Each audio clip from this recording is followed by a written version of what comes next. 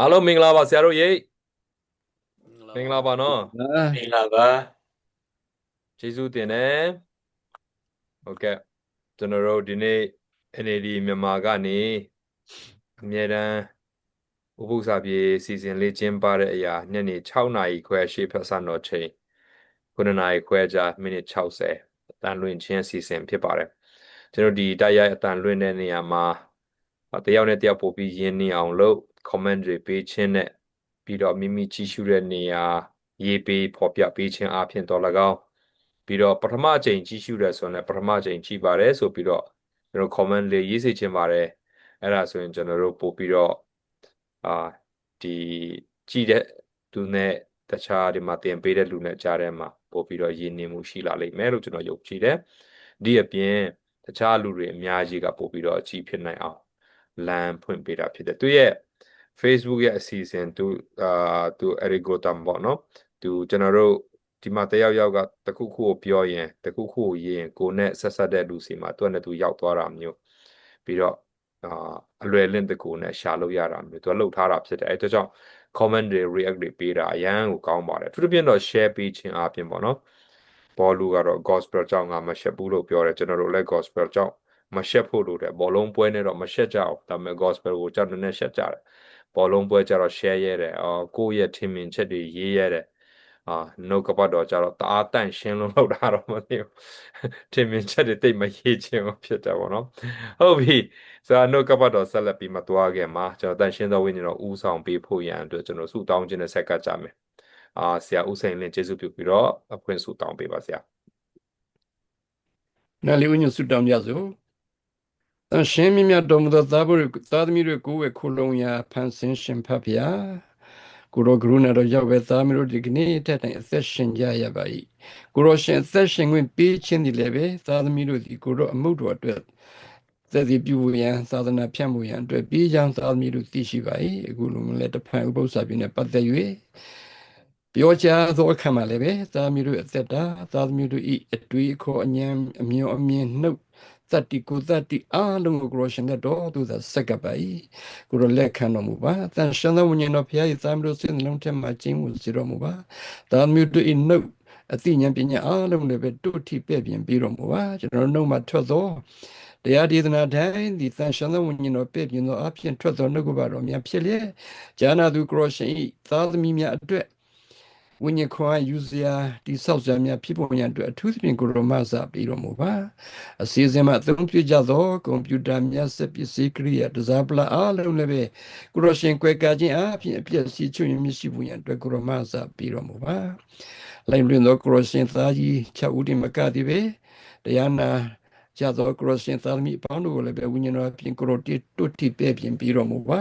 သူတို့မှလည်းပဲလိုအပ်သောချမ်းသာခွန်အထူးသဖြင့်တန်ရှင်းသောဝိညာဉ်တော်သည်သူတို့စိတ်နှလုံးသူတို့အတွေးခေါ်တုတ်တိလေနှုတ်ကပတ်တော်ကိုနားလည်သဘောပေါက်ပြီးနှုတ်ကပတ်တော်အတိုင်းအသက်ရှင်လှုပ်ရှားနိုင်ဖို့ရန်နိခရစ်တော်ဘုရားကြွလာသောအခါမှာအားလုံးတို့သည်သာရအသက်ရဖို့ရန်အတွက်အစဉ်သင့်ရှိသောသူများဒုစီဖြစ်နိုင်ဖို့ရန်ကိုရောမစာတော်မူပါအစီအစဉ်နှင့်အသက်တာနှင့်တကွအရာခတ်တင်ကရောရှင်ဖျားလက်တော်သို့ဆက်ကပ်သောအခါမှာမြတ်တော်မူသောယေရှုနာမတော်အားဖြင့်သာဆုတောင်းဆက်ကပ်ပါ၏ဖဗျာအာမင်ဆုတောင်းပေးတော်တဲ့ဆရာကိုကျေးဇူးတင်တယ်ဒီကနေ့ကျွန်တော်တို့သင်ကြားမဲ့သင်ခန်းစာကောင်းစဉ်အသင်းတော်ထဲ၌အပြစ်လို့ဟောပြထားတဲ့သင်ခန်းစာ၄ဖြစ်ပါတယ်အလိုကျမ်းချက်ကတော့တစ်ကော6 19 20မှာတွေ့ရပါတယ်အဘယ်တော့နည်းတင်တို့ကိုခန္ဓာဒီဖယားသခင်ပေးသနာတော်မူသောဝိညာဉ်တော်သည်ဟူသောတင်တို့အထက်၌ကိန်းဝဲ၍တန့်ရှင်းသောဝိညာဉ်တော်၏ဗိမာန်ဖြစ်ကြောင်းကို၎င်းမိမိတို့ကိုမိမိတို့မပိုင်ကြောင်းကို၎င်းမသိကြသလောတင်တို့သည်အဖိုးနှင့်ဝယ်တော်မူသောသူဖြစ်သောကြောင့်ဖယားသခင်ပိုင်တော်မူသောတင်တို့၏ကိုခန္ဓာစိတ်ဝိညာဉ်အဖြစ်ဖျားသခင်ဂုဏ်တော်ကိုထင်ရှားစေကြလောဆိုပြီးတော့ရေးထားပါတယ်ပေါလုအမြန်မာခန္ဓာနဲ့စိတ်ဝိညာဉ်နှစ်ပိုင်းဖြစ်ပြီးတော့တစ်ခုနဲ့တစ်ခုတိုက်ရိုက်ဆက်သွယ်ထားတာတွေ့ရပါတယ်။တနည်းအားဖြင့်ခန္ဓာကိုယ်တစ္ဆာမရှိခြင်းဆိုတာစိတ်ဝိညာဉ်ရဲ့တစ္ဆာမရှိခြင်းနဲ့အတူတူပါပဲ။စိတ်ကတော့ဖျားနဲ့နီးတယ်ခန္ဓာကိုယ်တော့မလိုက်နိုင်ဘူးဆိုတာမျိုး तू အဲ့လိုမမြင်ပါဘူး သူကနှစ်ခုစလုံးဟာတိုက်ရိုက်အချိုးကျကြောင်းကိုမြင်နေတဲ့ကြမ်းချက်လေးကျွန်တော်တို့ဖော်ပြထားတာဖြစ်ပါတယ်ဒီနေ့ကျွန်တော်တို့ကောရင်တူမြို့ကိုတစ်စီတစ်စောင်းကျွန်တော်လေ့လာတဲ့အခါမှာကောရင်တူမြို့ကြီးကတအားပျက်စီးပါတယ်ဆိုတော့အတင်းသူတယောက်ကပေါလုစီတွားပြီးတော့စာရေးပါတယ်သူရေးတဲ့စာကတော့ကောရင်တူမြို့မှာရှိတဲ့ယုံကြည်သူတွေရဲ့အသက်တာမကောင်းကြောင်းကိုသူရေးတာဖြစ်တယ်ကျွန်တော်အတင်းတော်တွေမှာကြုံတွေ့ကြလိမ့်မယ်အတင်းသူတင်းသားချင်းချင်းဟိုလူမကောင်းကြောင်းဒီလူမကောင်းကြောင်းပြောကြတယ်ဒါပေမဲ့ဆရာတွေစီတော့မရောက်လာဘူးဆရာတွေစီရောက်လာရင်ပလင်ပေါ်ရောက်သွားမှာပလင်ပေါ်ရောက်ရင်ပြုတ်ပြင်ခြင်းရှိမှာဒါပေမဲ့ဆရာတွေစီမရောက်တော့အဲ့ဒီပြဿနာကနော်အပုံနှံ့ကြီးပဲထွက်လာဖြစ်တယ်ဟိုတိတိကျကျလည်းမရှိအခုကတော့ဆရာစီရောက်သွားတယ်ပေါလုစီရောက်တော့ဒီနေ့ထိကျွန်တော်တို့အတွက်တင်ဆရာမတ်ဆရာဖြစ်သွားတယ်ကျွန်တော်တို့အခုပြဿနာကကောရင်မြို့မှာရှိတဲ့မြို့လမ်းမပေါ်မှာလူတွေဘယ်လိုဖြစ်တယ်လဲအိုးသူတို့ရဲ့တောင်ပေါ်မှာသူတို့ရဲ့ဗိမာန်တော်တွေမှာဒီနတ်ကိုကွယ်ဗိမာန်တော်တွေမှာဘာဖြစ်တယ်လဲဆိုတဲ့ပြဿနာမဟုတ်ဘူးအခုကဝဲတော်တူစားကြတဲ့သူတွေစုတောင်းကြတဲ့သူတွေထဲမှာအတင်းတော်ထဲမှာရှိတဲ့အကျင့်ဇာရိတပြတ်တဲ့လူတွေရဲ့အကြောင်းကိုကျွန်တော်တို့သင်မှာဖြစ်တယ်နားတော့ခါလိုက်မယ်တိုက်ဆိုင်မှုလည်းရှိနိုင်တယ်ဒါပေမဲ့မပြောမပြီးမတီးမမီမဖြေရှင်းလို့လည်းမရဖြေရှင်းရင်လည်းဖျားเจ้าထဲမှာအတင်းတော်ထဲမှာကွဲပြဲတွေဖြစ်သွားနိုင်တဲ့အကြောင်းအရာတိတ်ကိုနူးညံ့သိမ်မွေ့ပြီးတော့တိတ်ကိုကြောက်စရာကောင်းတဲ့အရာကျွန်တော်တို့ဆွေးနွေးသွားမှာဖြစ်ပါတယ်ဒီနေရာမှာဘာကကျွန်တော်တို့အဓိကပျက်စီးစေတယ်လဲဆိုကျွန်တော်တို့အုံနောက်ကဖြစ်ပါတယ်ဘယ်အုံနောက်လဲဆိုတော့ကျွန်တော်တို့အုံနောက်ကတိတ်ကောင်းတာဖြစ်တယ်ကျွန်တော်မြင်သမျှအကုန်လုံးအယောင်တွေကအတန်တွေကအစအကုန်လုံးသူမှတ်မိတယ်ဒါပေမဲ့ကျွန်တော်တို့ပြန်တွေးလိုက်ရင်ပေါ်ချင်မှပေါ်မယ်ဒါပေမဲ့ညစ်ထုတ်လိုက်ရင်တော့ထွက်လာတတ်တယ်အဲ့ဒါဟိုဒီမှာနော်ဟိုအဝက်လျှော်တဲ့ဒီစပ်ပြာရေမြုပ်နဲ့သူကခိုင်းနိုင်ထားတာဖြစ်တယ်ဟုတ်တယ်သူတို့ပတ်ဝန်းကျင်မှာမြင်သမျှကြားသမျှအကုန်လုံးကိုအတင်းတော်မှာရှိတဲ့လူတွေကကြားတဲ့အခါကျတော့သူတို့လည်းအဲ့ဒါကိုအဟုတ်ထင်အမှန်ထင်ပြီးတော့အတင်းတော်ထဲအထိခေါ်လာတာဖြစ်တယ်ဘယ်လောက်ဆိုးသလဲဆိုတော့အပြင်ကသာသနာပလူတွေတောင်မလုပ်ဘူးသူတို့ထဲမှာတောင်မကြားဝတ်မနာတာဖြစ်တဲ့အရာတွေတင်းတော်ထဲမှာဖြစ်ပျက်နေတယ်တဲ့ဆိုတော့အဲ့ဒါကြောင့်ဒီဟာတွေကိုကျွန်တော်တို့အနေနဲ့သတိထားရမှာဖြစ်တယ်အဲ့တကြောင့်ဒီနေ့ကျွန်တော်တို့ရှိနေတဲ့အတင်းတော်တွေထဲမှာရှိနေတဲ့မကောင်းတဲ့ဟာတွေအကုန်လုံးကနော်တယောက်စီကနေလာတာပြီးတော့အဲ့ဒါကပြန့်သွားတာဖြစ်တယ်ယောဂလို့ကူးဆက်သွားတာဖြစ်တယ်အဲ့ဒါကြောင့်ဒီယောဂကိုကျွန်တော်တို့ကွယ်ကာဖို့အတွက်ကာကွယ်ဖို့အတွက်အရန်ရေးကြည့်တာဖြစ်တယ်ပေါလုအနေနဲ့ဒီပြဿနာတွေကိုကျွန်တော်တို့ကင်တွယ်တဲ့အခါမှာကျွန်တော်တို့ဘယ်လိုကြံပေးထားလဲအဓိကအဖြစ်လိမ်ပိုင်းဆိုင်ရာပြဿနာတွေတရားစီရင်ရေးတွေသူတို့ယုံတွေကတ်တွေတွားတဲ့အကြောင်းတွေပြည်သူစားကိစ္စအိမ်ထောင်ပြုတဲ့ကိစ္စတဝူးထဲနေတဲ့ကိစ္စတွေအကြောင်းကိုကျွန်တော်တွေ့ရမှာဖြစ်တယ်တစ်ကောခိုင်းတင်ငယ်တစ်ကနေ၄ကိုအထူးသဖြင့်အခြေပြုထားတာကျွန်တော်တွေ့ရမှာဖြစ်ပါတယ်ပထမဆုံးအနေနဲ့ကျွန်တော်တနင်္ဂနွေသင်ခန်းစာကိုဆရာမြင့်ရွှေနဲ့တူလေ့လာကြပါစို့ဟုတ်ကဲ့ပါအားလုံးကိုမင်္ဂလာပါလို့ရှိဥစွာရောက်စီကိုနှုတ်ခွန်းဆက်တာလုပ်ပါတယ်ဟုတ်ပြီကျွန်တော်အနေနဲ့ပြောသွားမယ့်အရာတော့အင်မတန်စိတ်ဝင်စားစရာကောင်းတဲ့အရာလေးဖြစ်ပါတယ်ခေါင်းစဉ်ကဘယ်လိုလဲဆိုတော့ယုံကြည်ခြင်းနဲ့လက်တွေ့တခြားစီဖြစ်နေတယ်ယုံကြည်ခြင်းနဲ့လက်တွေ့လွဲနေတယ်ဆိုတော့ခေါင်းစဉ်လေးဖြစ်ပါတယ်ဆိုတော့ခေါင်းစဉ်ကြီးကတော့အသင်းတော်ထဲမှာအပြစ်အသင်းတော်ထဲမှာအပြစ်ဆိုတော့ဒီကောရိန္သုအသင်းတော်မှာဘယ်လိုဖြစ်နေလဲရှင်ပေါလုကအဲ့ဒီတင်းကိုရတယ်ဗျအခန်းကြီး9အငယ်1နဲ့2ကိုကျွန်တော်တို့ဖတ်ချင်တယ်ကျမ်းစာကိုရှိမယ်ဆိုကျွန်တော်တို့အတူဖွင့်ပြီးတော့ကျွန်တော်တို့ကြည့်အောင်မတရားသောမေထုံတာမညမဟုတ်မေထုံသည်တာမညမဟုတ်ပဲအဘဣမယာကိုသိမ်းယူခြင်းသည်ဟူသောသာသနာပလူတို့တွင်ပင်မကြားရသောမေထုံ၌မိဝဲသောသူသည်သင်တို့တွင်ရှိကြောင်းကိုအနှံ့အပြားကြော်စော၏လူတွေတော်တော်များများသိကုန်ပြီဆိုတဲ့အရာကိုဒီမှာရှင်ပေါလုကပြောခြင်းဖြစ်တယ်ဘယ်သူအထက်မှာဆိုတော့ယုံကြည်သူတွေထက်မှာသင်တို့အထက်မှာလို့ပြောထားတာတွေ့ရှိရတယ်ဆိုတော့သာသနာပလူတွေမှာနော်နှာခေါင်းရှုံတဲ့အခြေအနေပဲသူတို့တောင်မှမလုပ်ဘူးဒီယုံကြည်သူတွေကဘာလို့ဒီလောက်ယွန်ရှာတော့အလုပ်ကိုလုပ်ရတာလဲကဲအခန်းငယ်2မှာထိုသို့ပြုသောသူကိုသင်တို့အထက်မှာနှင်ထုတ်မိအကြောင်းနှင်ထုတ်မိအစား စိတ်မသာညီးတွားခြင်းကိုမပြုမာနထောင်သွား၏ဆိုတော့ရှင်ပေါလုကဒါဘာလို့ဆိုလို့လဲဟုတ်ပြီကျွန်တော်တို့ဒီမရအဘိမရဒါမိတွေးပေါ့ကျွန်တော်တို့ပမာလို့ပြောမယ်ဆိုမိတွေးအဘိမရနဲ့အတူနေတယ်အတူအိတ်အဲ့ဒါအင်းမတမ်းနဲ့သာသနာပတ်လူတွေတော့မလို့ယုံကြည်သူတွေကဘာလို့လုပ်လဲ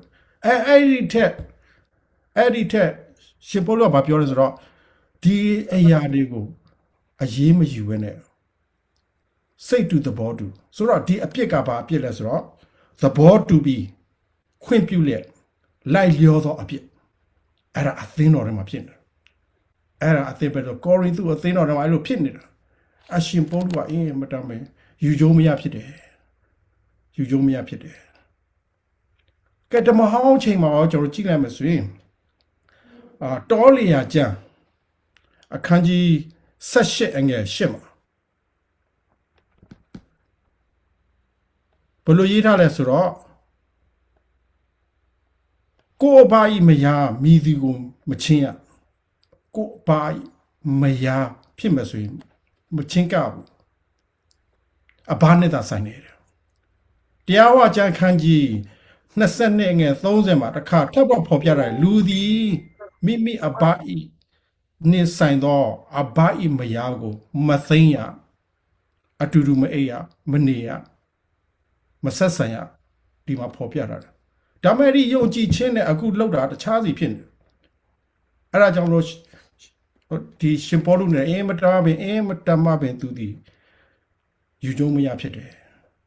ဘာကြောင့်ရှင်ပေါလုကယူကြုံမရဖြစ်ရတာလဲနံပါတ်1အဲ့ဒီအသင်းမှာရှိတဲ့လူတွေနောင်တမရပဲဆက်လုပ်တယ်အပြစ်ကိုအပြစ်လို့မမြင်တော့ဆက်တော့လုပ်နေကြဘယ်သူမှလည်းအရေးမယူဘယ်သူမှလည်းကိမဆိုင်ဆိုတော့ဒီလူတွေကဘယ်သူတွေလဲဒီလူတွေကမတော်ပတ်ဆံရှိတဲ့လူမို့လို့လားဩဇာအာဏာရှိတဲ့လူမို့လို့လား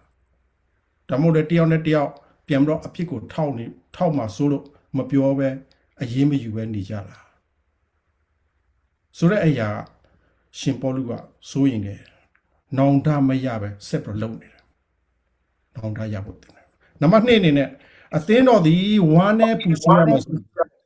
အရေးယူရမယ်စာဂုံယူတယ်တဲ့အဲ့ဒါရှင်ပေါလုအင်းမတားမခံပြင်းနေတယ်နံပါတ်3တစ်ချက်တဆေးအနေငယ်ကမုတ်တစ်ခုလုံးကိုပျက်စီးစေလို့ဒီသီးခံခြင်းမပြောခြင်းအဲ့နောင်တမရတော့အပြစ်ကအသင်းတော်တစ်ခုလုံးပျက်စီးသွားနိုင်တယ်အသင်းတော်ဆိုတာဘာလဲဆိုတော့ဒီသူတစ်ပါးကိုအလင်းဖြစ်စေရမယ်အဲ့ဒီအသင်းတော်ကိုပျက်စီးဖို့ပျက်စီးခြင်းကိုဒီရှင်ပေါလုကပျက်စီးခြင်းမခံ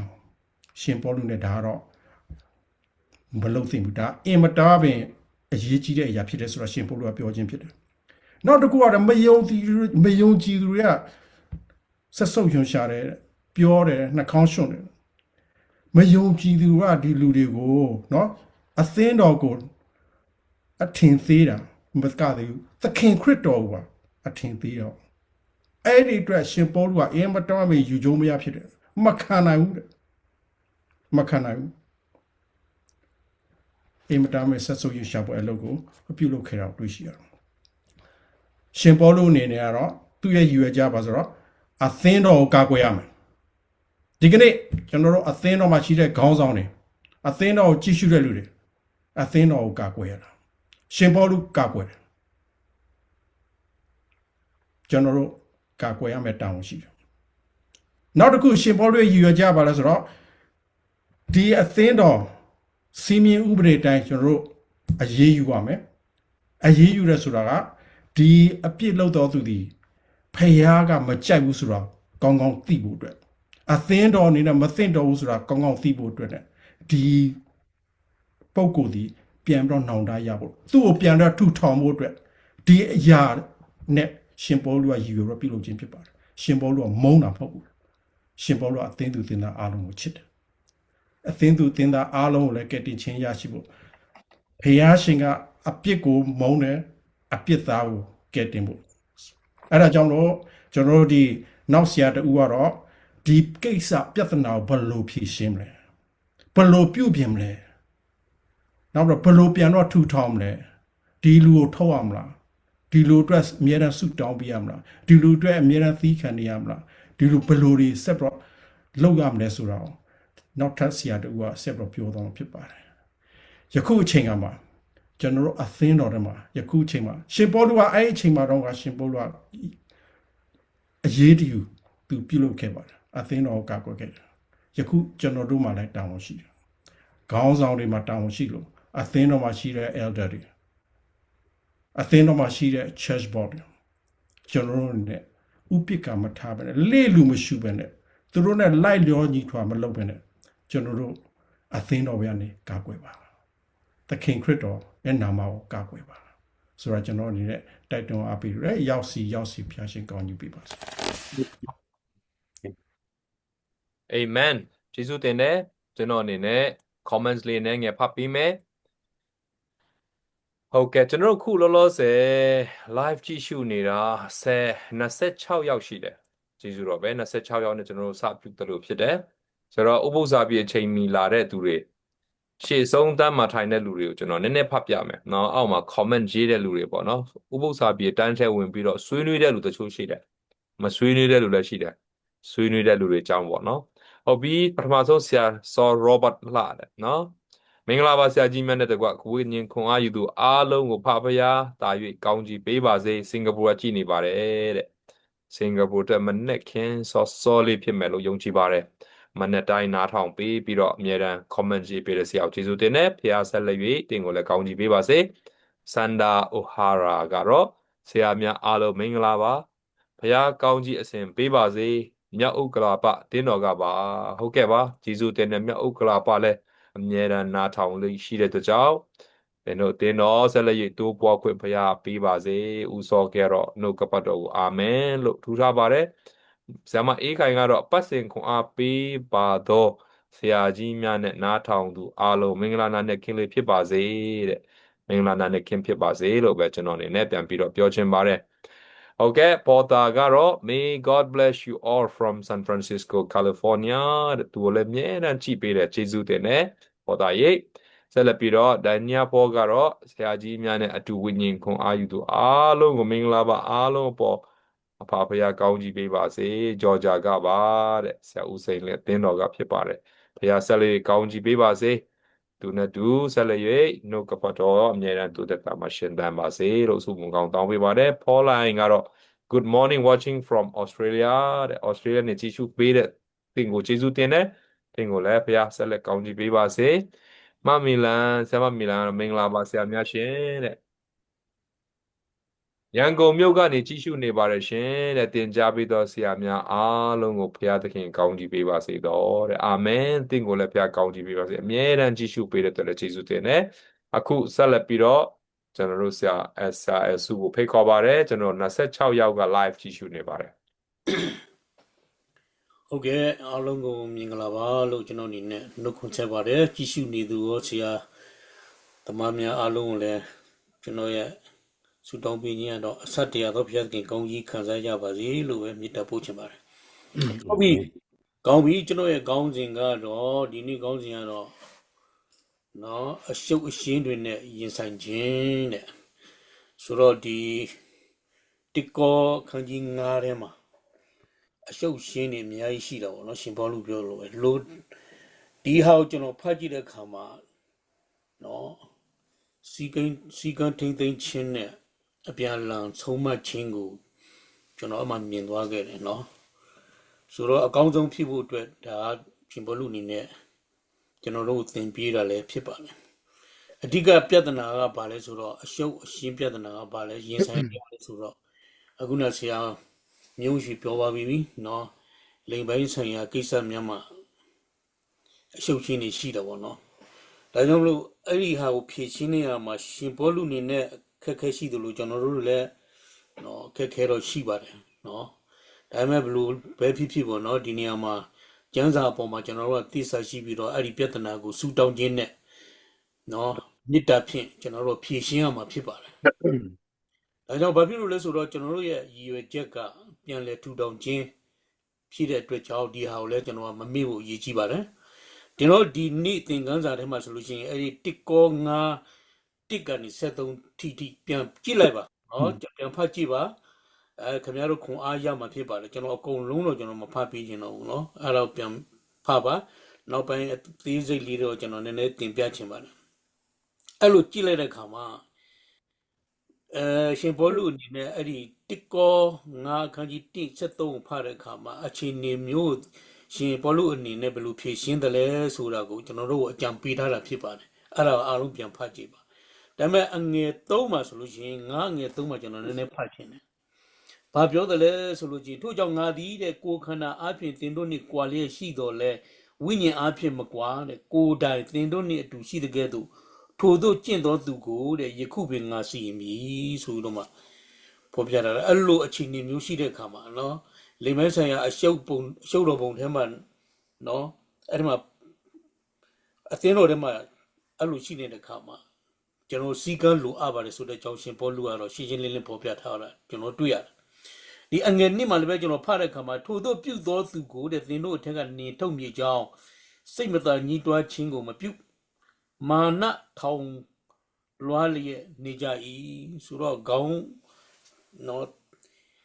ပြဿနာအခုနဆရာမျိုးဝင်းရှိပြောသလိုပဲနော်သူရင်သားရင်နဲ့ဖောက်ပြန်တဲ့ကိစ္စနော်အဲ့ဒီဟာကိုရှင်ဘောလူကနေပြီးတော့နေထုတ်လိုက်ပါဆိုတော့မှခက်ကြမ်းကြမ်းလေးပြောလိုက်တာပေါ့နော်ဒီတော့ငါ့ကိုပြန်ဖတ်တဲ့အခါမှာလည်းပဲဗာပြောလဲဆိုတော့အငယ်9မှာတိကောခန်းကြီး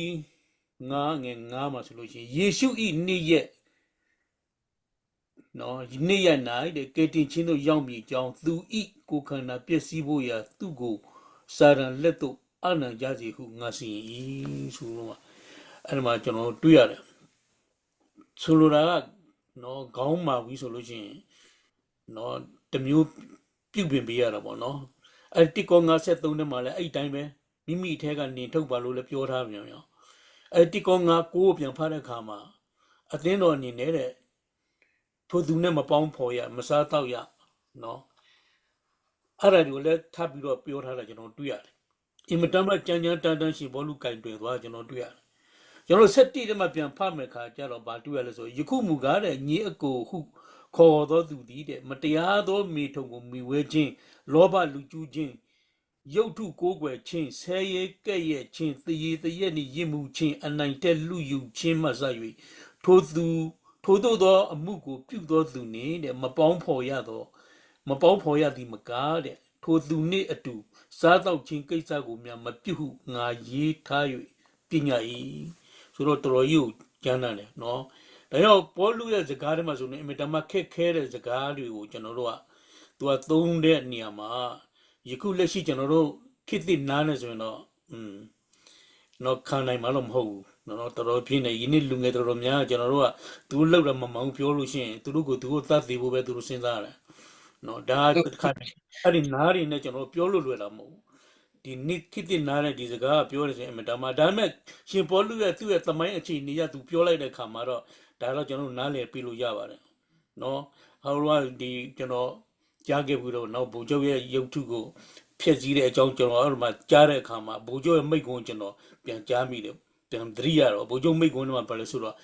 လူတွေကရရင်ပြောမှမိတယ်ဆိုတာဗိုလ်ချုပ်ပြောခဲ့တယ်နော်ဆိုတော့ရှင်ပေါလုကလည်းရရင်ပြောတာမဟုတ်ပါဘူးနော်နည်းနည်းမှလေးပြောတဲ့အခါမှာဒါကျွန်တော်တို့မြင်မှထားရမှာကားတဲ့နော်လူတယောက်ကဆိုလို့ရှိရင်နော်အပြစ်ရှိသောအသက်တာနဲ့ပုံစံရှိကြောင်းကိုတဲ့ကျွန်တော်တို့ကအဲ့မှာနေရတာပဲအဲ့ဒီလူတွေနဲ့ပေါင်းသင်းတာဖြစ်ပါတယ်ဒါပေမဲ့လွန်ကဲလာတဲ့အချိန်ကြီးရောက်လာတဲ့အခါမှာနော်ခက်ခဲတဲ့စကားလုံးတွေကိုကျွန်တော်တို့ကလိုအပ်ပြီးတော့သုံးရတာဖြစ်ပါတယ်နော်ဒါကြောင့်မလို့အမှုတစ်ခုမှတဲ့အတူချုံပြီးတော့မှကောင်းတဲ့ရှင်းလင်းချက်နဲ့အသုံးလုံးဆိုလို့ရှိရင်တခါလေတချို့အသုံးလုံးတွေကအထောက်အကူဖြစ်ပါတယ်နော်ဒါကြောင့်လို့နိကောခန်းကြီး9ငယ်73ပြန်လေ့လာကြည့်ပါနော်ကျွန်တော်ဖတ်ခြင်းအပြင်အသင်းတော်တွင်းစီမီစီကန်းကိုဆိုလိုတာဖြစ်ပါတယ်နော်ဆိုလိုတာဖြစ်ပါတယ်ဒါကြောင့်တိကော9ထဲမှာကဖတ်ခဲ့ပြီးအဲ့ဒီစကားလုံးကဆိုလို့ရှိရင်ပေါလုဘာကြောင့်ပြောရလဲဆိုလို့ရှိရင်ဤသူသည်တဲ့ဖျားအားနာခံပြီးတော့မှတဲ့ရှင်သန်ဖို့တွေ့မကဘူးဖျားနဲ့နော်ကွယ်ကာမှုကိုတဲ့ကာကွယ်မှုရဲ့အောက်မှာနေခြင်းကိုတဲ့သူညင်းပယ်တဲ့ရွေ့လာလို့ဆိုလို့ရှိရင်နော်ဒီသူ့အတွက်အဲ့ဒါကတော့စာရန်လက်သူအလိုက်ပါဒါဘာဖြစ်ပေါ့နော် စိုက်တဲ့အတိုင်းရိတ်ပါစီလို့ပဲအဲ့လိုပြောလိုက်တာဖြစ်မှာပေါ့နော်ဒါမအဲ့လိုသဘောမျိုးနဲ့ရှိပါတယ်အဲ့ဒီတစ်ကော9ငယ်7မှာဆိုလိုက်မန်းဆရာအကျင့်ပြပြသူတို့နေတဲ့အနိကပေါင်းတင်ချင်းဖြင့်တဲ့တပားသူတို့အားဆိုလို့ရှိရင်သူတို့ကတဲ့လွမ်းမိုးနေလာပြီဆိုလို့ရှိရင်တဲ့အပြုတ်မှုများကူးဆက်နိုင်တဲ့အတွက်ကြောင့်တဲ့နော်အန်ဒီရဲ့ရှိပါတယ်နော်အန်ဒီရဲ့ရှိပါတယ်ဒါကြောင့်လို့အဲ့ဒါကိုကျွန်တော်တို့ကလည်းဘယ်လိုရှောင်ရှားမယ်ရှင်ဘောလူတွေလည်းပြောထားပါတယ်နော်နောက်တစ်ချက်ကတော့ဒီရှေးခေတ်ခါတော့ဆိုလို့ရှိရင်အတူစားတော့ခြင်းရဆိုလို့ရှိရင်နော်တန်ဖိုးထားမှုများကိုတဲ့ဖလှယ်ခြင်းဖြစ်နိုင်တယ်ဆိုပြီးတော့မဖော်ပြထားတယ်ဒါကြောင့်မလို့ဒီနေ့နော်ဒီအကျင့်ပြက်ပြီးလာစားနေတဲ့နိုင်ငံတွေကိုလူတွေကသိပြီးတော့အတူတကွမစားတော့ခြင်းလာလည်းဖြစ်မှာပေါ့ကိုနော်ဟုတ်ပြီချက်သွားမယ်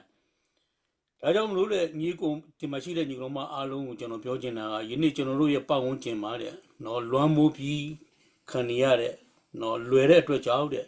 ဤကဲ့သို့အဲ့လိုကြုံလာတဲ့အခါမှာတဲ့ကိုကောင်းဆုံးကာကွယ်အောင်ကာကွယ်ဖို့လိုပါလိမ့်မယ်ဆိုတော့မှကျွန်တော်အကြံပေးခြင်းပါတယ်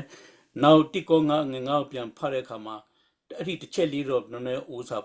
လေ့လာဖို့လိုပါတယ်ထို့သူဤဝိညာဉ်သည်တဲ့ကဲတင်ချင်းတို့ရောက်မြေကြောင်းဆိုတော့မှရှင်ဘုလိုကပေါ်ပြထားပါတယ်ဆိုလိုတာကတော့အသင်းတော်ရဲ့စီမင်းစည်းကမ်းတွေဟာပြန်လဲထူထောင်ရေးဖြစ်ပါတယ်နော်ပြန်လဲထူထောင်ဖြစ်ပါတယ်အပြစ်ရှိသူများကိုတတိယစေဖို့အပြစ်ပါသောအသက်တာပုံစံတွေအားလုံးကိုစွန့်လွတ်စေဖို့အတွက်ရည်ရွယ်ချက်ဖြစ်ပါတယ်ကျွန်တော်တို့အသင်းတော်ကတော့မာရွေးနေတဲ့အသင်းသားတူကဆိုရင်အသင်းတော်ရဲ့ဖော်ရွေခြင်းကိုပြန်လည်ပြီးတော့မှရရှိဖို့အတွက်တော့အသင်းတော်ကရည်ရွယ်ခြင်းဖြစ်ပါတယ်ဆိုတဲ့အကြောင်းကျွန်တော်အနေနဲ့ခွန်အားပေးခြင်းညီကုချုပ်ပါတယ်အားလုံးပေါ်ဘုရားသခင်ကောင်းကြီးချပေးပါစေအာမင်ကျေးဇူးတင်တယ်ဆက်လက်ပြီးတော့ကျွန်တော်တို့အင်္ဂါနေ့သင်ခန်းစာဆက်မှပြီးနေတူလေ့လာရအောင်ဆရာအချိန်ပေးပါရဆရာအားလုံးမင်္ဂလာပါဒီနေ့တဖန်ကျွန်တော်ဒီဥပ္ပဇာပိသင်ခန်းစာသင်ကြားခြင်းမှာကျွန်တော်ပါဝင်ရတဲ့အတွက်ကြောင့်ကျေးဇူးတင်တယ်ကျွန်တော်တာဝန်ယူသွားမယ်အပိုင်းကတော့အင်္ဂါနေ့အင်္ဂလိပ်လိုကတော့ protecting the church identity အသင်းတော်ရဲ့အမှတ်တညာကိုကွယ်ကဆောင်ထိန်ခြင်းလို့ကျွန်တော်ဘာသာပြန်ရအောင်အဓိကအကြံချက်အနေနဲ့ကောရိန္သုပထမစာဆောင်အခန်းကြီး6အငယ်1ကနေပြီးတော့7ကိုကျွန်တော်လေ့လာသွားမှာဖြစ်ပါတယ်အသင်းတော်ပထမဦးဆုံးဒီကောရိန္သုပထမစာဆောင်အခန်းကြီး6ထဲမှာအသင်းတော်ရဲ့ identity ကပါလဲเนาะကျွန်တော်ကကွယ်ဆောင်ထိန်ရမယ်အရာကပါလဲဒါကျွန်တော်သိရှိဖို့လိုအပ်တယ်ဒါကိုအတူကောက်ကျွန်တော်ကြည့်ရအောင်အခန်း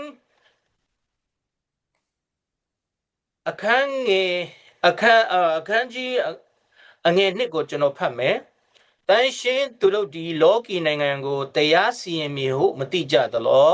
တင်းတို့ဒီလောကီနိုင်ငံကိုစီရင်ရသည်မှန်လေ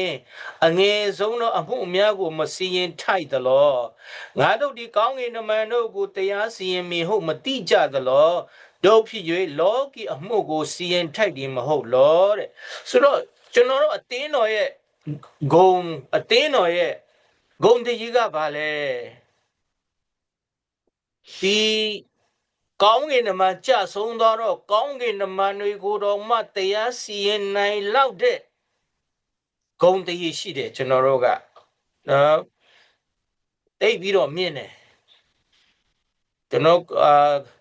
ကောင်းကင်နိုင်ငံရောက်သွားတဲ့အခါမှာနှစ်ပေါင်း1000ဆန်းစားရတဲ့ချိန်မှာကျွန်တော်တို့ကဖျားတခင်ကကျွန်တော်တို့ကိုနော်ကြဆုံးသွားတော့ကောင်းကင်နမန်တွေကိုတရားစီရင်ရတော့အခွင့်ကိုပေးမှာဆိုအတင်းတော်လို့ပြောတဲ့အခါမှာဒီအဆောက်အုံကြီးမဟုတ်ဘူးအဖွဲ့အစည်းကြီးမဟုတ်ဘူးအတင်းတို့တင်းသားတွေရဲ့ဂုဏ်အတည်ကိုပြောနေခြင်းဖြစ်တယ်လို့ကျွန်တော်ဒီလိုဘာသာပြန်ချင်ပါတယ်ဒုတိယတစ်ချက်အနေနဲ့ဒီကောင်းကင်နိုင်ငံမှာနော်ကြာဆုံးတော့ကောင်းကင်နိုင်ငံတို့တရားစီရင်ရဒီတမကဘူးဒီလောကီသားတွေနော်အခြားသောသူတွေကိုတရားစီရင်ရတဲ့အခွင့်ကျွန်တော်တို့မှာရှိတယ်ဆိုဒီအရာကိုကျွန်တော်တို့ဒီဂုံတကြီးတော်ကိုကျွန်တော်ဘယ်လိုကာကွယ်မလဲဘယ်လိုစောင့်ထိန်မလဲဒီနော်ကိုယ့်ရဲ့ဂုံတိတ်ခါပေါ့နော်လူတဦးတယောက်ရဲ့ဂုံတိတ်ခါဖယားတခင်ရဲ့တာသမီအတင်းတို့တင်းသားတယောက်ဖြစ်ရခြင်းရဲ့ဂုံတိတ်ခါကိုကျွန်တော်တို့ဘယ်လိုစောင့်ထိန်ရမလဲအခြားအများကြီးရှိမယ် အများကြီးရှိမယ်ဒါမဲ့ဒီနေ့ကျွန်တော်တို့ Corinth အခန်းကြီးပထမဆန်းဆုံးအခန်းကြီး6ကိုပဲကျွန်တော် base ပြီးတော့ကြည့်သွားမယ်ဆိုလိုတာဒီမှာပေါလုကနံပါတ်1ဘာကိုပြောနေချင်းဖြစ်တယ်လဲဆိုတော့ပြီးသူရဲ့တရားစီရင်ခြင်းကိုသူကမထီမဲ့မြင်မပြုတ်ဘူးသူကလုံးဝငင်းပယ်တာမဟုတ်ဘူးအဲ့ဒါကျွန်တော်တိရှိနားလေဖို့လိုအပ်တယ်ဘာလို့လဲဆိုတော့ယောမအခန်းကြီး73မှာလောကီဒီအရာရှိသောသူတွေကဖျားတခင်ရဲ့ခန္ဓာချင်းဖြစ်တယ်လို့ပြောတယ်ဆိုတော့ဒီအရာနဲ့တိုင်းရှင်ချင်းကျွန်တော်တို့ဒီအသေးတော်မှာဖြစ်ပျက်သွားတဲ့အရာကိုအပြင်မှာလုံးဝမတွားတင်ဘူးလို့ပြောတဲ့အခါမှာဒီအစိုးရတွေကိုပေါ်လို့ကစန့်ကျင်နေခြင်းမဟုတ်ဘူးဆိုတော့ကျွန်တော်ပြောချင်တယ်ဒါပေမဲ့ပထမဦးဆုံးကျွန်တော်သိရှိနားလည်ဖို့ကအတင်းတော်ထဲမှာကျွန်တော်စီရင်နိုင်တဲ့အရာတွေပါလဲနော်အပြင်းမှာအချက်ဒီအစိုးရရဲ့တရားစီရင်ခြင်းမှာကျွန်တော်စီရင်ဖို့ကပါလဲဆိုတော့ဆုံးဖြတ်တတ်ဖို့လိုအပ်တယ်ဥပမာအားဖြင့်တရားဥပဒေအားဖြင့်ဆုံးဖြတ်ရမယ်အပိုင်းတွေရှိကောင်းရှိနိုင်တယ်အဲ့မှာကျရင်တော့လူရင်လိုအပ်တယ်လို့တွားမှာပေါ့ဒါမဲ့ဒီနေ့ဖြစ်ပျက်တဲ့အရာတွေကယုံကြည်သူအချင်းချင်းအသေးတော်ထဲမှာဖြစ်ပျက်တဲ့အရာချင်းချင်းငွေကြီးကိစ္စဟလာကာမဂုဏ်ကိစ္စမိမ့်မဒီအရာတွေကိစ္စအားလုံးကကျွန်တော်တို့ပြီးစီးနေအသေးတော်ထဲမှာပြီးစီးနိုင်တဲ့အရာတွေအများကြီးရှိတယ်ဒါကိုကျွန်တော်သိရှိနားလည်ဖို့လိုအပ်တယ်နံပါတ်1နံပါတ်2အနေနဲ့ကျွန်တော်တို့ခရိယန်ရဲ့အကျင့်စရိတကိုနော်သူတပားစီမှာမယုံကြည်တော့သူဒီစီမှာကျွန်တော်အလင်းဖြစ်ဖို့ကျွန်တော်တို့တဝန်ဝတရားရှိတယ်ဒါကိုကျွန်တော်တို့စောင့်ထရမယ်ဒါစောင့်နေခြင်းဒီအသေးတော်ရဲ့ဂုဏ်တရားကကာကွယ်ခြင်းဖြစ်တယ်ကျွန်တော်အချိန်တိုတဲ့အတွက်ကြောင့်နံပါတ်4နော်ပေါလုကဘာပြောလဲဆိုတော့အငယ်9ကိုကျွန်တော်တိတ်သဘောကျတယ်သူတို့တင်းတို့ရဲ့အချင်းချင်းတရားတွေ့ဒီအမှုမှာအလွန်ကြီးစွာတော့အပြစ်ရှိကြ၏တရားမတွေ့ပဲငင်းဆဲခြင်းကိုဘယ်တော့မခံနိုင်လဲတဲ့ဆိုတော့ကျွန်တော်တို့တရားတွေ့ခြင်းကိုပဲဆုံးဖြတ်တယ်နော်ကြည်အေးဖို့အတွက်ငင်းချမ်းမှုအတွက်ဘာလို့မခံနိုင်လဲတီးမခံနိုင်လဲဘာလို့အရှုံးမခံနိုင်လဲတဲ့ကျွန်တော်တို့ဒါတိတ်လိုအပ်တယ်ကိုဥစ္စာဆုံးချင်းအဘယ်ကြောင့်မခံနိုင်လဲဘောတော့ကိုဥစ္စာပဲရှုံဘာပဲဖြစ်ဖြစ်ကိုအနာခံမယ်အတင်းတော်အတွက်ဆိုသူတပန်းငိမ့်ချမ်းဖို့အတွက်ဆိုအတင်းတော်မှာငိမ့်ချမ်းရှိဖို့အတွက်ကိုဘာလို့မခံနိုင်တာလဲတဲ့ဒါတိတ်အကြီးကြီးတယ်နံပါတ်4အနေနဲ့ဘာကိုပြောတယ်လဲဆိုတော့ပေါလုကကျွန်တော်တို့ခရိယန်တွေဟာလို့ရှိလို့ရှင်ဘုရားတခင်ရဲ့တာသမီတွေဟာအခြားသောလောကီသူများတဲ့ပူပြီးတော့အမှန်တရားမှာပညာရှိဖို့လိုအပ်တယ်ဘယ်ရာကအမှန်လဲဘယ်ရာကအမှားလဲအမှန်မှန်ကိုတေချာခွဲခြားတတ်ဖို့လိုအပ်တယ်ဒီပညာကျွန်တော်ကျမ်းစာအဖြစ်ရတယ်တုတ်တန်ကျမ်းအခန်းကြီးထဲမှာဒီပညာဆိုလို့ရှင်ခရစ်တော်ဖြစ်တယ်ခရစ်တော်ကိုကျွန်တော်ရပြီဆိုလို့ရှင်ဒါကျွန်တော်တို့သိရှိနိုင်တယ်ဒါဝိကဆာလံကျမ်းထဲမှာ139အငယ်100မှာပြောလဲဆို98 99တရားမှာပြောလဲဆိုတော့ကျွန်တော်ကတဲ့ဖျားတခင်ရဲ့ပြည့်ညက်တရားကိုနှိမ့်ညက်မပြတ်စင်ခြင်းတဲ့အတွက်ကြောင့်တဲ့ကျွန်တော်ရဲ့ဆရာကြီးတွေထက်တော်၎င်းကျွန်တော်တို့ထက်အသက်ကြီးတော်လူတွေထက်ပိုပြီးတော့ပညာရှိတယ်တဲ့ဒါကြောင့်ဒီအရာကိုကျွန်တော်သိရှိဖို့လိုအပ်တယ်ခရိယန်ဖြစ်တဲ့အခါမှာနော်ခရစ်တော်ကိုကျွန်တော်တို့နေ့စဉ်နဲ့အမြတ်ကိုးစားတဲ့အခါမှာဒီပညာတွေရရှိမှာဖြစ်ပါတယ်နံပါတ်5အနေနဲ့ဒီအရာအလုံးရဲ့တရားသူကြီးဖြစ်တော့ခရစ်တော်ဖရာတခင်ကိုကျွန်တော်ကိုယုံကြည်ကိုးစားဖို့ဖြစ်ပြသမျှ၌တရားတစ်ချိန်လုံးပဲဖရာတွေ့နေဖရာဆူတောင်းခြင်းပြောအစစ်ကအနံမှုတစ်ခါမှမစင်စားဘူးငါဘယ်လိုတုံ့ပြန်မလဲဒါပဲစဉ်းစားနေရင်တော့မဖြစ်ဘူးဆိုတော့ဒီအရာအလုံးပြဿနာကြုံလာတိုင်းမကောင်းအများကြီးရှိနိုင်တယ်အတင်းတော်ထဲမှာလည်းရှိနိုင်တယ်အပြင်ကနေလည်းကြုံနိုင်တယ်ဘာပဲဖြစ်ဖြစ်ကျွန်တော်ဖရာတခင်လက်တော်ထဲမှာသူရဲ့စီရင်ဖို့အတွက်စက်ကအနိုင်ဖို့ကအရေးကြီးဆုံးဖြစ်ပါတယ်ဒီပြင်ကျွန်တော်တို့ရဲ့တရားစီရင်ခြင်းအတင်းတော်ထဲမှာတော့၎င်းကျွန်တော် ခရိယာအချင်းချင်းကြားထဲမှာတော့၎င်းတရားစီရင်ခြင်းကရှင်းတယ်အုတ်ချုပ်ရေပိုင်းဆိုင်ရာမှာရှိမယ်ဒါမဲ့ကျွန်တော်တို့ရဲ့ရေမှန်းချက်ရေရွယ်ချက်ကပြန်လဲတင့်မြစ်ရေပြန်လဲပူပေါင်းရေဖြစ်တယ်ဆိုတာကျွန်တော်မမေ့ဘူးလိုအပ်ပါတယ်ဖျားတခင်အားလုံးကောင်းချီးပေးပါစေ အာမင်ယေရှုတင်တယ်ကျွန်တော်တို့ comments လေးအနေငယ်ဖတ်ချင်ပါတယ်ဆရာမပြီးပြောသလိုပဲကျွန်တော်တို့တရားတင်းတော်ကဘုရားခန့်ထားတဲ့အခါမှာတရားစီရင်ခြင်းဖြစ်တယ်ဆရာစီရင်ဖို့အခွင့်ပေးထားတယ်ဆိုတာလဲမှတ်ထားရင်းနဲ့ကျွန်တော်တို့လုပ်တဲ့အရာကပြုပြင်ခြင်းပြန်ပြီးတော့မွမ်းမံခြင်းဖြစ်တယ်ဆိုတာလည်းအများအားမှတ်ထားဖို့ဖြစ်ပါတယ်35ယောက်ကကျွန်တော်တို့ကိုကြည့်ရှုနေပါတယ်ကျေးဇူးတင်တယ်ခုနထွန်းနေရှင်းကတော့ good morning လို့နှုတ်ဆက်ထားတယ်နော်အေးကတော့မင်္ဂလာပါတဲ့ပန်ပူကိုဘောကတော့ good evening watching and listening from Canada တဲ့ Canada ကြည့်ရှုတယ်ကျေးဇူးတင်တယ်ဦးစောကတော့ဆရာများအားလုံးမင်္ဂလာပါမော်ဘီကကြည့်ရှုနေပါတယ်တဲ့ဟုတ်ကဲ့ပါကျေးဇူးတင်တယ်ကနေဒါမော်ဘီကြည့်ရှုသူအားလုံးကျေးဇူးတင်တယ်ကောကညောအဲကတော့တင်းတို့နဲ့အတူတန်ရှင်သောဝိညာဉ်တော်နဲ့အတီးအတီးပြေဝကြပါစေတဲ့တင်သက်တာလည်းတန်ရှင်တော်ဝိညာဉ်တော်ပြေဝပါစေအော်ဇတင်ကတော့ဆရာများအားလုံးမင်္ဂလာပါလို့ကျွန်တော်တို့နှုတ်ဆက်ထားပါတယ်မင်္ဂလာပါနော်ကျေးဇူးတင်တယ်ပြီးတော့โอเคကျွန်တော်အာမင်ဆိုတဲ့ဟာတွေအကုန်လုံးခဏချန်လာထားပြီးတော့တက်နောင်ကတော့အာမင်တဲ့ good evening Canada တဲ့ကနေဒါနေကြည်နေတယ်တဲ့တက်နောင်เนาะကျေးဇူးတင်တဲ့တက်နောင်ရေးဖော်ခုကတော့မင်္ဂလာပါဆရာများအားလုံးဖရာကောင်းကြီးပေးပါစေတဲ့တင်းကိုလည်းဖရာကောင်းကြီးပေးပါစေကျေးဇူးတင်ပါတယ်ဖော်ခုကတော့မင်္ဂလာနာနဲ့ခင်းပါတဲ့เนาะဖာကဆရာကြီးများအားလုံးတဲ့ဖာကနေနားထောင်ခွန်အားယူနေပါတယ်တဲ့ကျေးဇူးတင်တယ်ဖာကအမြဲတမ်းကြည့်ရှုပေးတာဖြစ်တယ်ဝင်းမောင်လျန်ကေတူကတော့ဆရာများနဲ့အတူဖရာတူပါရှိပါစေတဲ့အာမင်ကျေးဇူးတင်တယ်တင်တဲ့လက်တရှိလို့နော်ဖရာတူပါရှိပါစေတူဖောကတော့ hello ဆရာ how are you going to see your all God bless you all the New York beauty God ကျွန်တော် how are you that good to see you ကျွန်တော်အတူတူthe break ထပ်ဖလိုက်တော့အဲ့ date ပဲတစ်မျိုးထွက်သွားတယ်เนาะ sorry ပါအားလုံးကိုကျေးဇူးတင်တယ်ဆက်လက်ပြီးတော့ခုဆရာဦးစိန်လေးနဲ့အတူဗုဒ္ဓဟူးနေ့သင်ခန်းစာကိုလည်းလာရအောင်ခေအားလုံးအထူးပဲကျေးဇူးတင်တယ်ကျွန်တော်ဗုဒ္ဓနေ့ခေါင်းစဉ်ကတော့လိန်အကျင့်ယူရင်းခြင်းအတွက်ဖြည့်စေတဲ့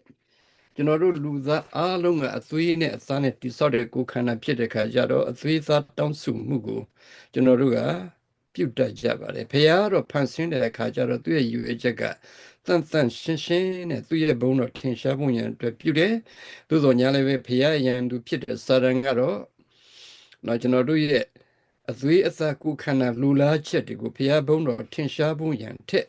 သူ့ရဲ့ဘုံသူ့ရဲ့ဂုဏ်ထင်ရှားဖို့ရန်သူသုံးပြုတာများပါတယ်နော်အဲ့လိုဖြစ်တဲ့ခါကျတော့အပြစ်ကကဘာကြီးကအပြစ်တရားတွေရောက်သွားတယ်ဆိုတဲ့အကြောင်းမျိုးကိုဖော်ပြထားတာတွေ့ရတယ်တော့လိန်အကျင့်ယူရင်းချင်းနဲ့လိန်အကျင့်ကတော့အားလုံးကြားနေသိကြပါတယ်တော့ကျွန်တော်တို့လူယောက်ျားလူမိန်းမတွေဖြစ်တဲ့ခါကျတော့ဖခင်လည်းပဲသာသမီတွေပွားများဖို့ရန်အတွက်ကဖခင်ဖန်ဆင်းထားတယ်ဒီအရာကိုမှန်မှန်ကန်ကန်အသုံးပြုဖို့ရန်အတွက်ဖခင်ပြီးတော့ညာလည်းပဲ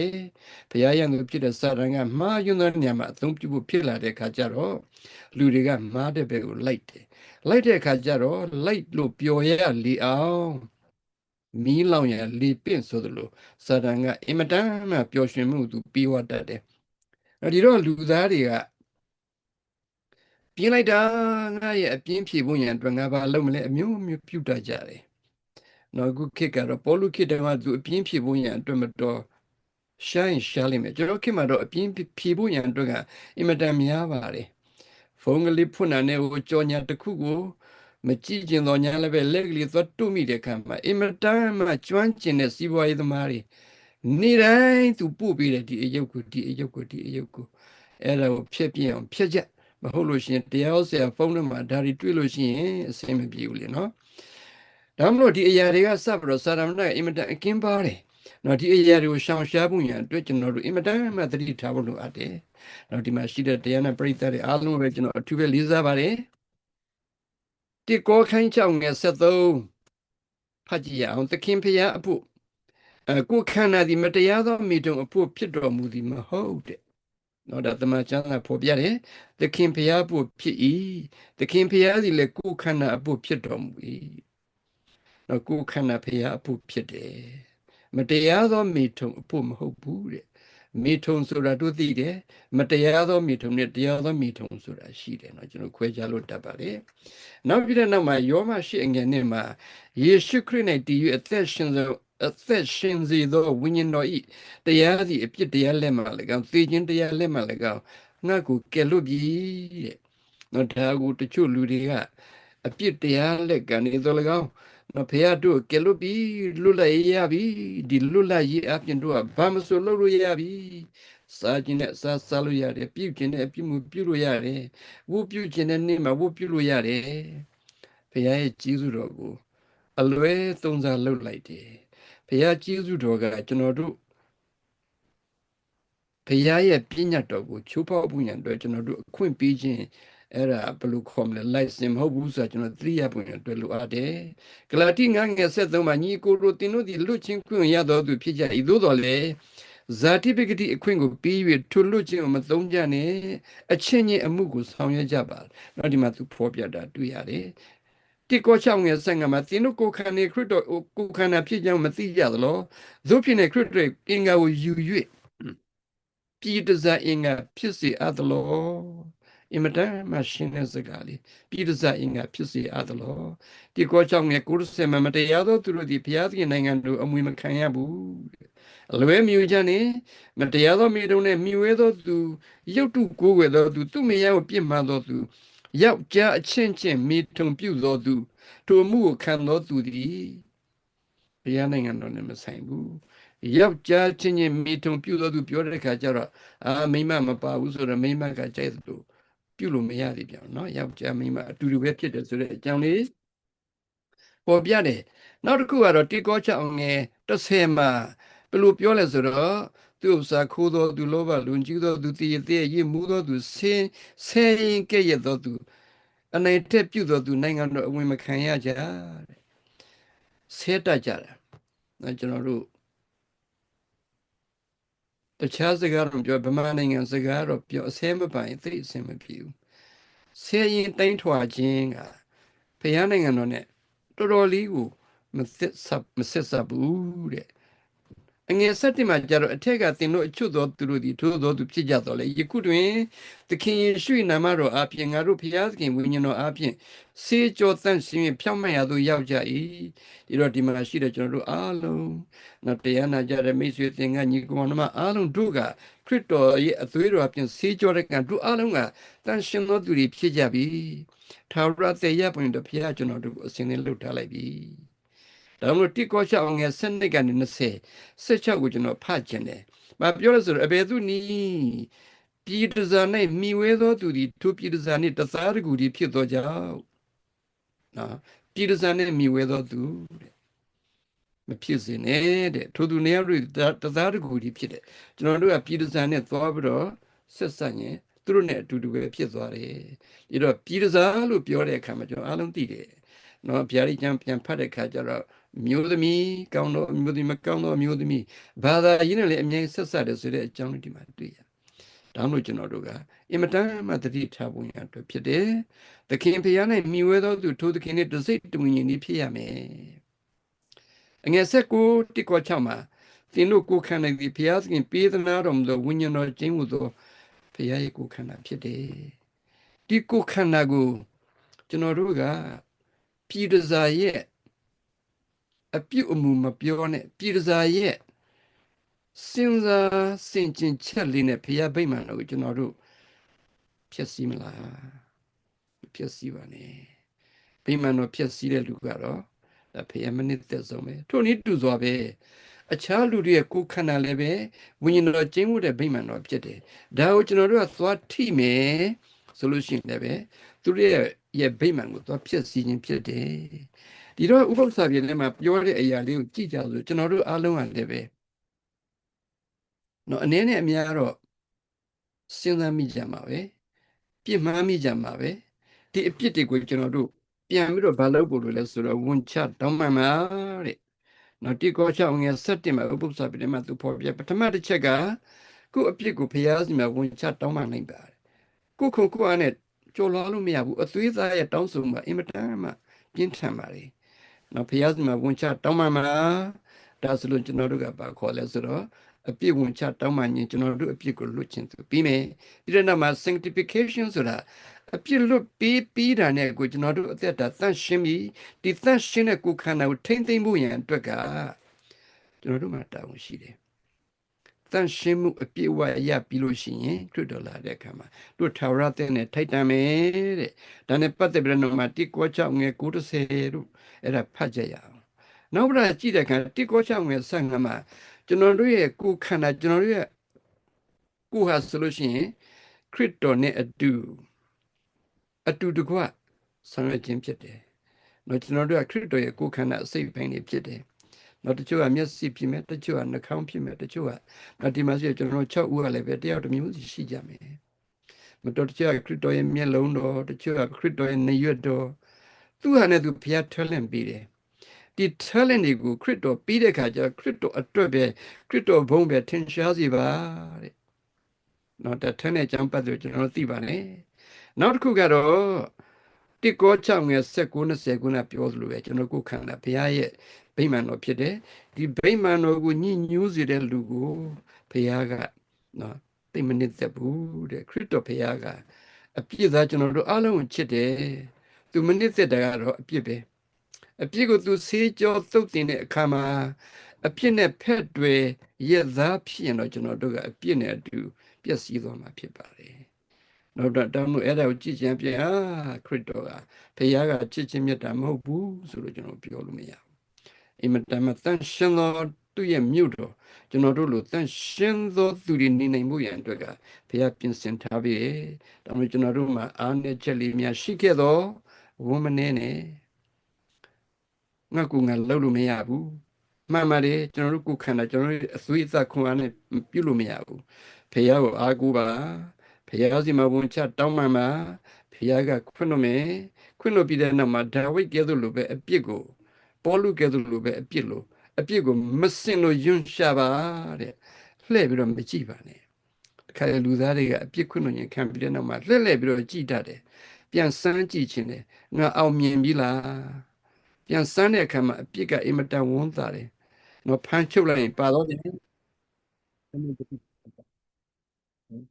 ကာမဂုဏ်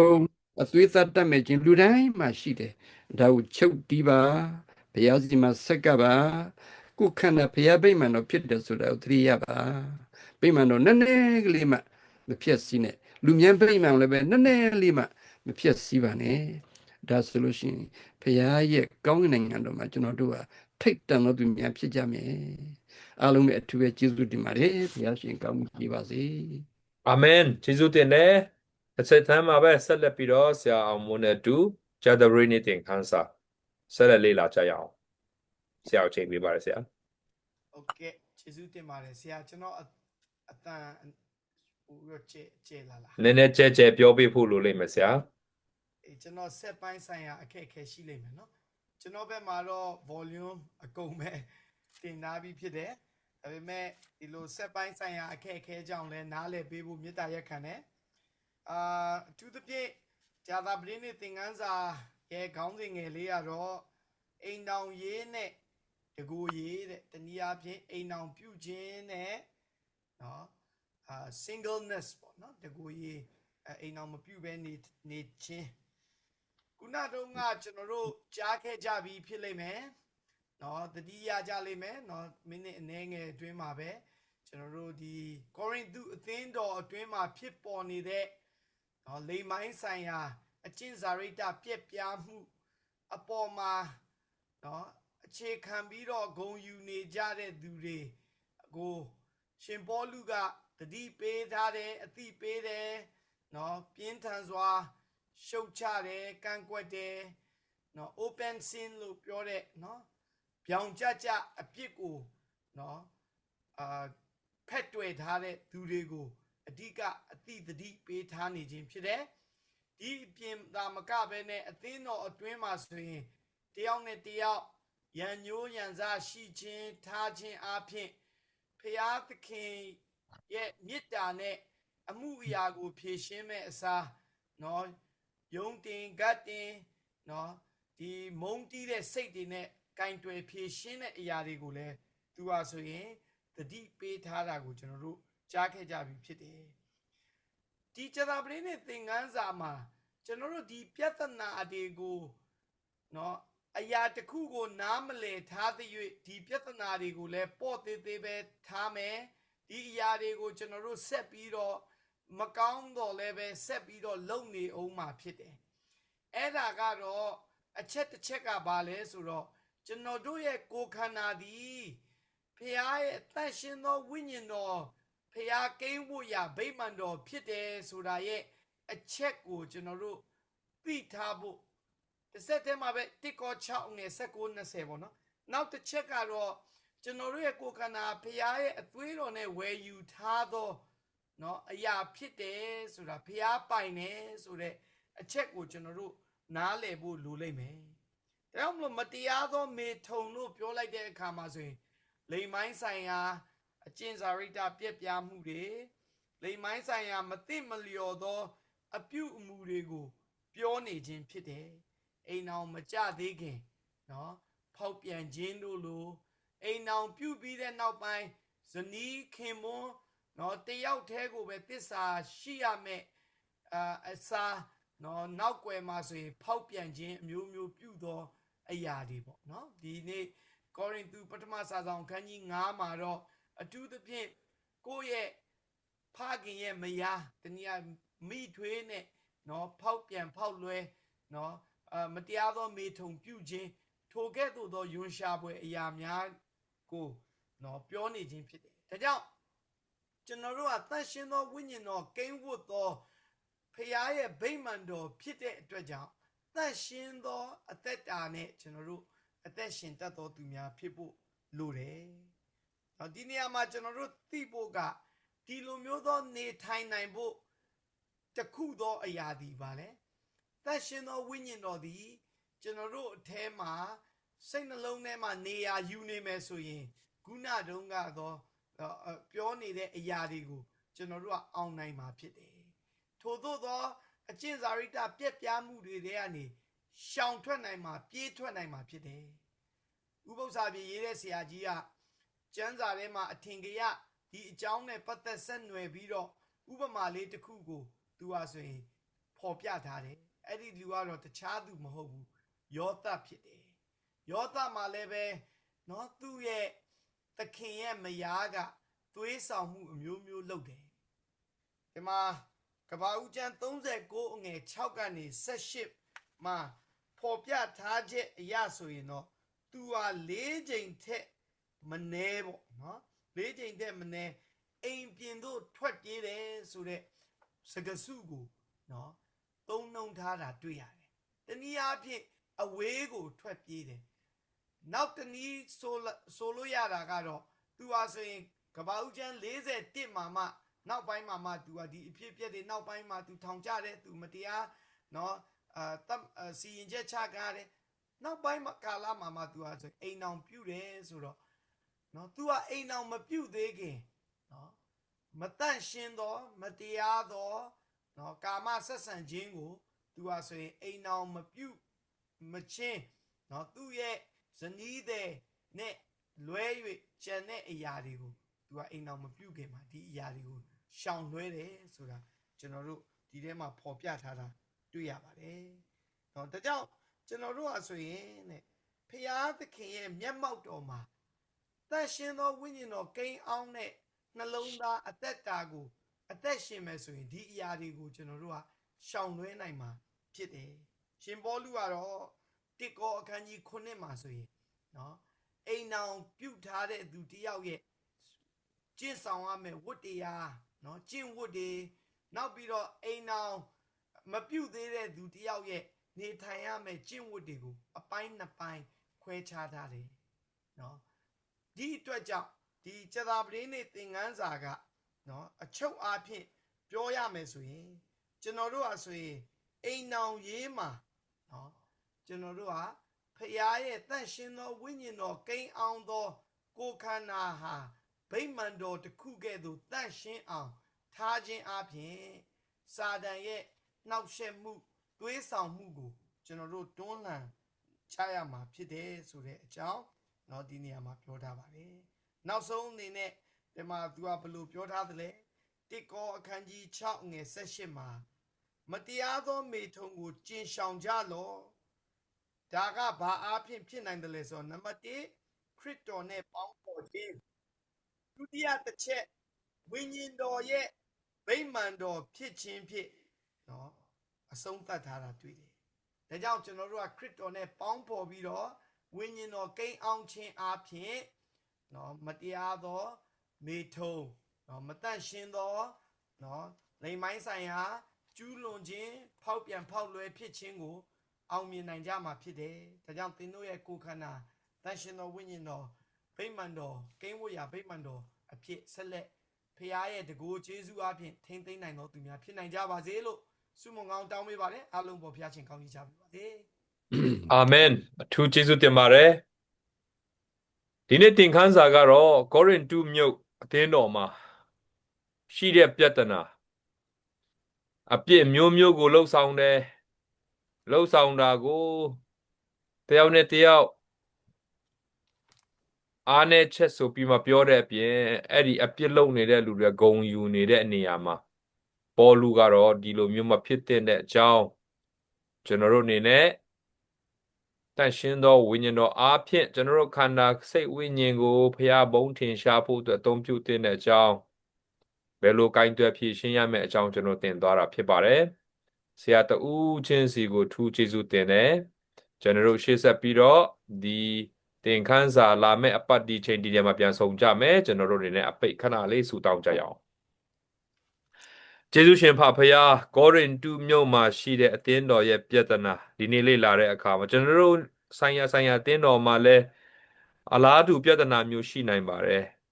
နှုတ်ကပတ်တော်ကိုကြည်ညိုသောအားဖြင့်၎င်းကိုရောရဲ့မျက်နာတော်ကိုထောက်ခြင်းအားဖြင့်၎င်းယမှုများကိုကျွန်တော်တို့ကိစ္စသေးငယ်သည်ဖြစ်စေကြီးသည်ဖြစ်စေဖြည့်ရှင်းနိုင်ဖို့ခေါင်းဆောင်များတည်တည်တို့အားကောင်းကြီးပေးတော်မူပါဖြည့်ရှင်းတဲ့ပြဿနာတိုင်းဒီပြန်လည်တည်ဆောက်ဖို့အတွက်ဖြစ်စေတော်မူပါအပြစ်ကိုအပြစ်ဟုခေါ်ဝွန်းသောခေါင်းဆောင်များဖြစ်စေတော်မူပါအသင်းသူအသင်းသားများဖြစ်စေတော်မူပါလူမျက်နာကိုမထောက်ကိုရောမျက်နာအားဖြင့်အရာခတ်သိမ်းကိုဆောင်ရွက်နိုင်သောတတ္တိနှင့်ပြည့်စုံသောသူများဖြစ်စေတော်မူပါဒီကနေ့တင်ကြတဲ့နှုတ်ကပတ်တော်အတွက်ကျေးဇူးတင်ရင်းနဲ့ဈာနာသူတဦးချင်းစီတိုင်းဒီဆောက်เสียဖြစ်ဖို့ကိုရောဖျားဆက်လက်ကောင်းကြီးပေးပါမည်အကြောင်း